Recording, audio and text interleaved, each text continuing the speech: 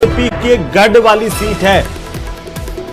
निश्चित रूप से हमारे यहाँ मैं आपको अभी जो पहले भी मैंने हेमंत जी बोला कि राजस्थान के अंदर 7 या 8 सीटें ऐसी थी जिनको हम एक शब्द में ये कहें कि भारतीय जनता पार्टी जीतेगी, यानी कि बिना दिमाग पे ज्यादा प्रेशर दिए हुए हम कह सकते हो। तो उनमें से जयपुर शहर एक सीट है और ये आप इसको गढ़ कहें, मैं इसको भारतीय जनता पार्टी का दुर्ग कहूंगा। और यहां से जिस तरीके से अगर आप मेवाड़ की तरफ चलेंगे तो मेवाड़ की तरफ भारतीय जनता पार्टी मजबूत होती हुई जाती है, लेकिन जिस तरीके से थार की तरफ अगर आप आते हैं जिसके अंदर शेखावाटी भी है, जिसके अंदर हरियाणा सीमांत क्षेत्र भी है, जिसके अंदर जो बाड़मेर, नागौर और बीकानेर, ये सारा जो क्षेत्र, ये पूरा यकीन है कि हमारी पार्टी आएगी और हम लोग जरूर सरकार हम बनाएंगे। और मेरा भी मथुरा से बहुत अच्छा लीड हो रहा है, अभी इस वक्त तो काफी अच्छा चल रहा है। एंड अभी आगे देखेंगे 1 बजे तक बहुत सब क्लियर हो जाएगा। तो मथुरा से तीसरी बार डेफिनेटली मोदी सरकार तो बनेगी ही बनेगी, बहुत जरूरी भी है इस वक्त देश के लिए, आगे आने वाली पीढ़ी के लिए इट्स वेरी इंपॉर्टेंट। और मेरा भी यहाँ पर रहना बहुत जरूरी है मेरे लिए, क्योंकि मैं बहुत कुछ करना चाह रही हूँ ब्रजवासियों के लिए, ब्रज के लिए, हमारे मथुरा वृंदावन के लिए, और बहुत कुछ सोच के रखा है। वो सारा काम मैं जरूर करके जाऊंगी इस बात पर। अभी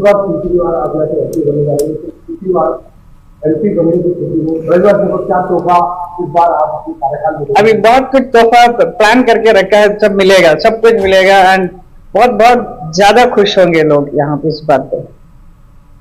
थैंक यू सो मच, बहुत बहुत धन्यवाद। हेमा मालिनी का रिएक्शन आप सुन रहे थे। मथुरा से आगे चल रही हैं, खुशी भी है इस बात को लेकर के और कॉन्फिडेंट भी नजर आ रही थी। बिल्कुल उम्मीद तीसरा चुनाव है उनका ये मथुरा से कि आखिरकार एनडीए की सरकार फिर से बनेगी।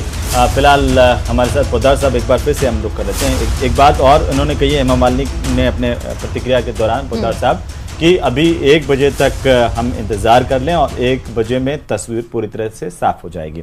लेकिन क्या उससे पहले की जो तस्वीर आ रही है वो आधी अधूरी आप कहेंगे या फिर एक रिफ्लेक्शन कहेंगे कि आगे जो है वो जैसे जैसे रुझान आएंगे इन्हीं आधार पर आगे बढ़ेंगे?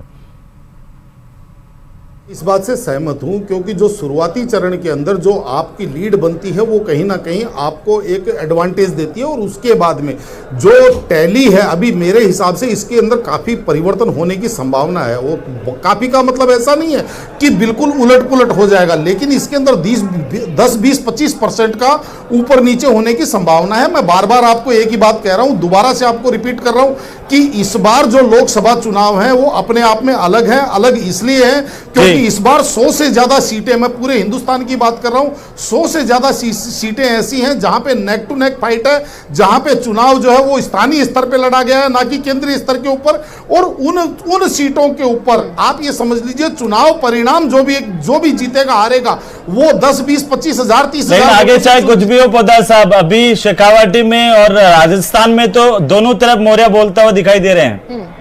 निश्चित रूप से आप इसको मौर्य भी बोल सकते हो, इसमें आप ये भी कह सकते हो कि जो मायरा भरने वाली बात थी वो मायरा भी कहीं ना कहीं कम हो गया। इस मायरे के अंदर भी वो संतुष्टि नहीं हुई।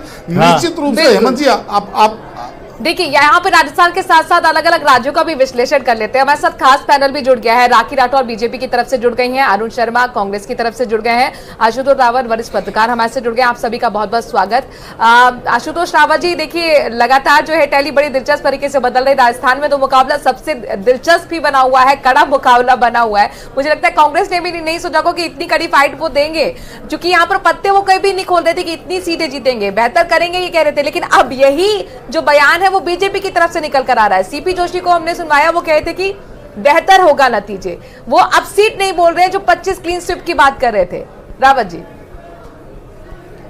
नहीं मनोज जी, देखिए राजस्थान में मुकाबला बहुत कांटे का था। यह मैंने एग्जिट पोल के समय पे भी देखा था और मैंने उस समय भी कहा था कि हमको अंतिम जो राउंड की काउंटिंग है उस तक का वेट करना पड़ेगा तस्वीर साफ होने के लिए, क्योंकि यहाँ अभी भी कई सीटें ऐसी हैं जिन पर हार जीत का आगे पीछे का मार्जिन 3000 और उसके आसपास वोटों का है। कुछ सीटों पर बड़ी बढ़त भारतीय जनता पार्टी ने बनाई है और कुछ जगह बड़ी बढ़त कांग्रेस ने बनाई है, लेकिन कुछ सीटों पर मुकाबला अभी भी बहुत फाइट का है। इसलिए बहुत कांटे की मुकाबला हमको इस बार राजस्थान में देखने के लिए मिल रहा था, या शुरू से लग रहा था कि एक वेव की तरह एक वोटर को भारतीय जनता पार्टी के फेवर में नहीं जा रहा था, यह हमको दिख रहा था। लेकिन क्या यह वाकई इतना बड़ा चेंज आने वाला है, इसकी कल्पना नहीं थी। कुछ सीटों पर कांग्रेस के जीतने की उम्मीद हमने एग्जिट पोल में भी दिखाई थी, बार बार मैं इस चीज को दोहरा रहा हूं कि वहां पर भी हमने कांग्रेस को कुछ सीटों पर आगे दिखाया था, कुछ सीटों पर वाकई फाइट में थी।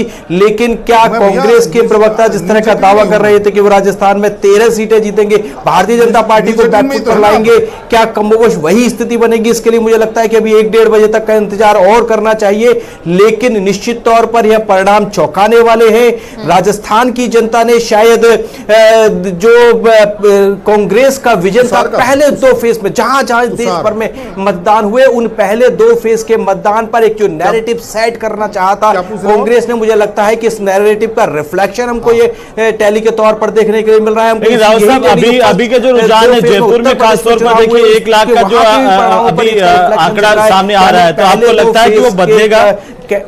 जी देखिए हेमंत जी, देखिए अब कितना बदलेगा ये तो अभी, क्योंकि अभी कुछ सीटों पर अगर आप हार जीत का मार्जिन देखें तो वो बहुत कम है, 2-3 हजार वोटों का मार्जिन है। कहीं 2 राउंड, कहीं 4 राउंड की काउंटिंग अभी हुई है, 20 से 22 राउंड की काउंटिंग होनी है। तो निश्चित तौर पर यह फिगर बदल भी सकती है, फिगर बदल सकता है। लेकिन राखी राठौर जी, राजस्थान में तो टफ फाइट मिल ही रही है, यूपी में भी हाल ऐसा ही है, क्या कहेंगी? सत्ता का रास्ता तो यूपी से निकलता है, लेकिन वहां पर तो आपने 62 सीटें जीती थी, इस बार तो 43 आपका फिगर दिख रहा है रुझानों में, 36 इंडिया गठबंधन। देखिए बिल्कुल मनोज जी, मैंने कहा ना कि राखी जी से मेरा सवाल है, रावत जी, राजस्थान के साथ साथ यूपी में भी बड़ा उलटफेर है रुझानों में।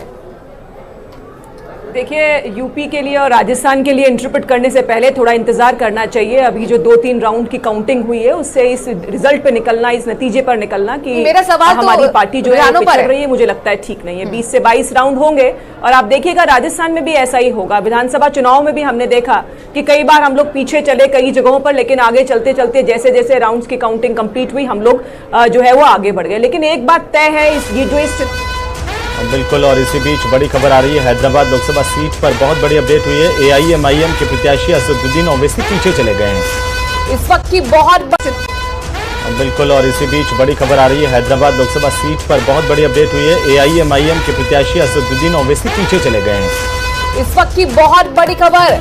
असदुद्दीन ओवैसी का गढ़ है माधवी लता, बीजेपी के प्रत्याशी जो पहली बार फाइट में आई और जबरदस्त यहां पर मुकाबला दे रही है, असदुद्दीन ओवैसी से आगे चल रही है हैदराबाद लोकसभा सीट।